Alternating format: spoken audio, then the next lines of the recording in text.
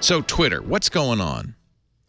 What is going on? Kara Swisher writing in Recode along with Kurt Wagner. He says there's a big executive upheaval coming tomorrow.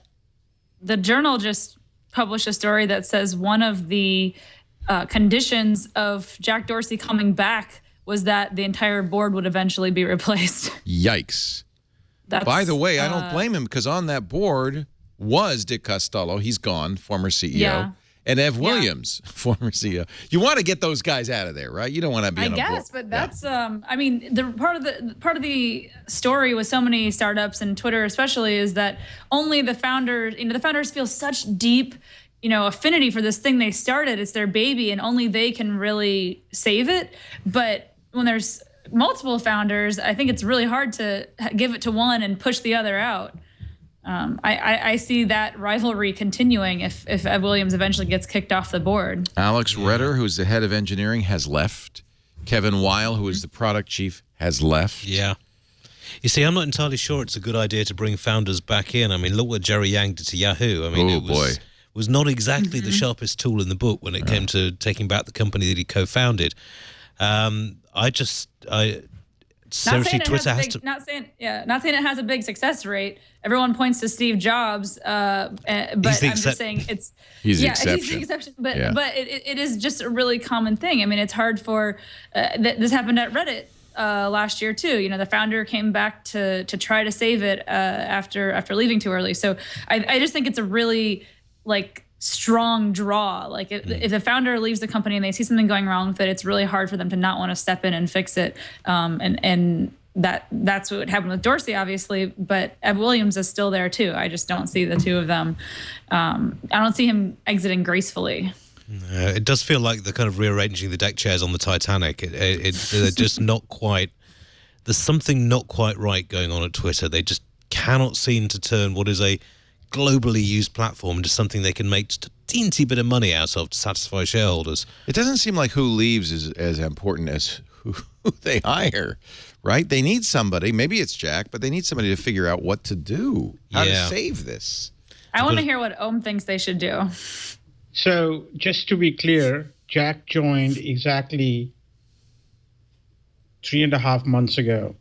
And to think that we will have a miracle turnaround in 3.5 months when they have been dealing with this chaos for a long time is actually kind of ridiculous.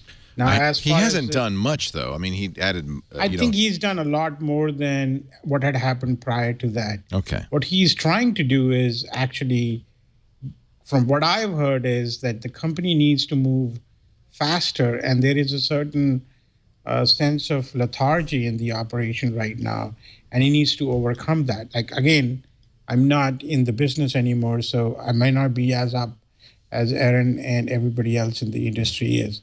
But that said, I do feel that they need to take a step back in order to make, progress. And I think that's what they're trying to do. This is a company which has too many people. At one point, I saw they had 3,000 plus people, which is just compare that to Facebook, and you start to realize there is a challenge with this company. And so, it'll be interesting to see what comes up next. I'll still sit on the sidelines and let Jack make a few moves before I have an opinion. Paul Kudrowski tweets, being head of product for Twitter is like being a drummer for Spinal Tap. If you saw the movie, you remember that they kept blowing up and disappearing. Choking on someone else's vomit. It's true. Luckily, Jack is a product guy. It might be hard to work for a CEO that really wants to be involved in the product, and then you've got your own ideas. But obviously, the CEO/founder is going to trump anything you have. Yeah. I mean, every time Twitter tries and changes the mix. There was this rumor a couple of weeks ago they were going to extend the character limit, and people kicked up a storm. Then last year, it was injecting ads into your Twitter feed. That kicked up a storm. Not doing a strict data feed, but doing Facebook's organized view of what's going on. Users didn't like that either.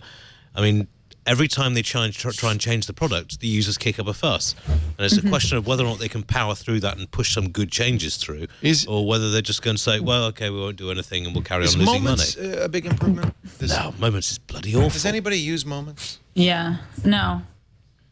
So that's, I mean, that Jack Dorsey didn't come up with it, but they released it right as soon as the day Jack arrived. Obviously, he said, hey, what do you got? Well, we got this Moments thing. All right, launch it. Oh, no, I just... wasn't that like something, if the Wired article, there was a big Wired article on it. Yeah, we knew it was there. And that was like Dick Costello and Kevin Will. The last act. Those guys were the architects of that. Right. So, who knows? Again, I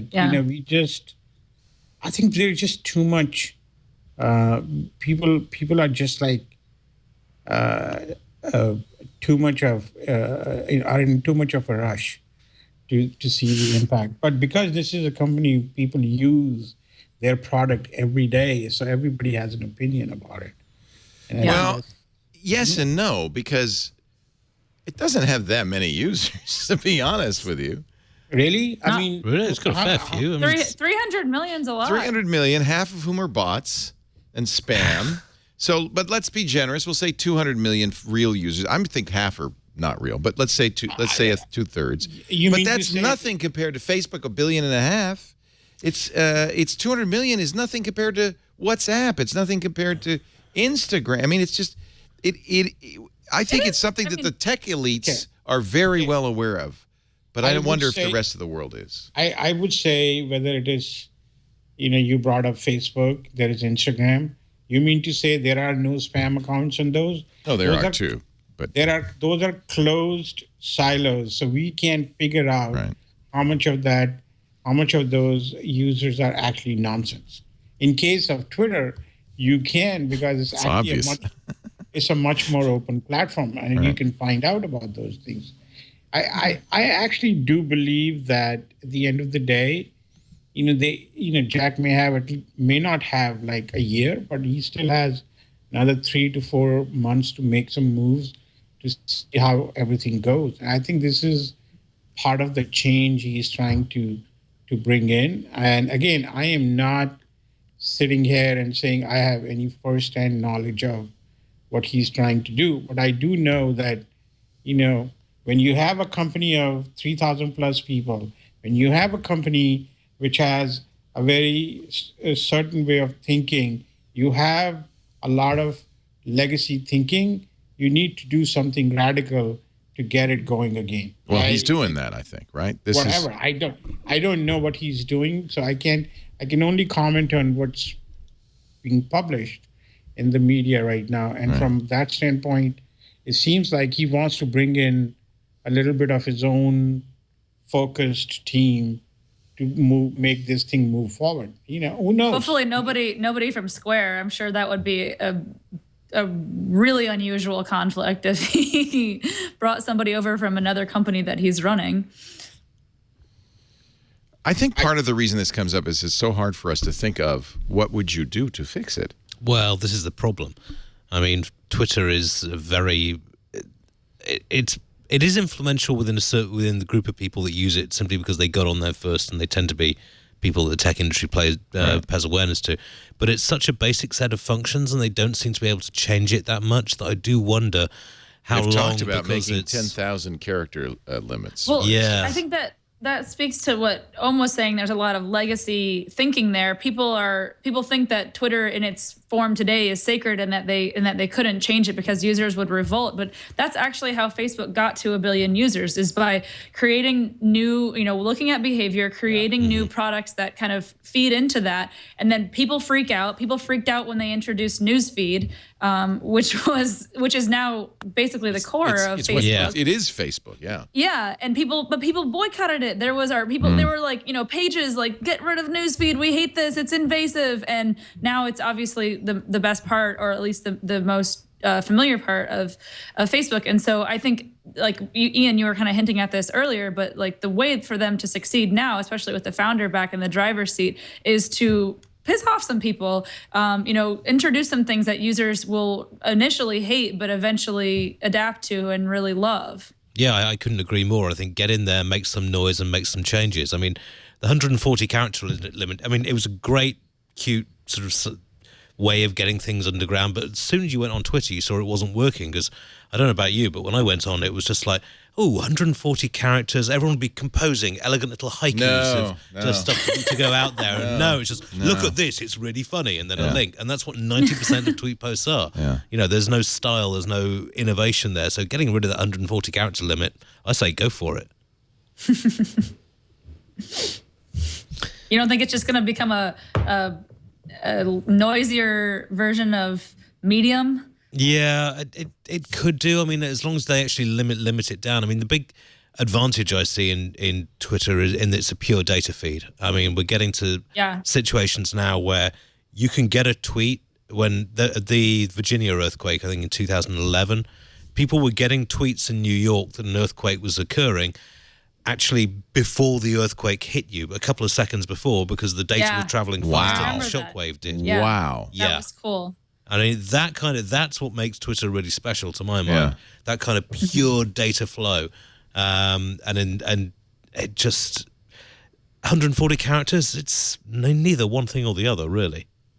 I feel like there's something radical needs to be done. Bring back developers, open source it. I don't know. There's something radical needs. I know, because you're a publicly held company, unfortunately. This is really the problem that Twitter faces is they had an IPO, they raised money, and now the expectations are untenable. You can't, I mean, who's calling hardest for Jack to do something quick? Not us, his shareholders. Yeah. I think you look at, I wrote 2 blog posts. One which when Twitter went public, I wrote this blog post about to live and die in public. That's Twitter. And it was a little pun intended in a sense.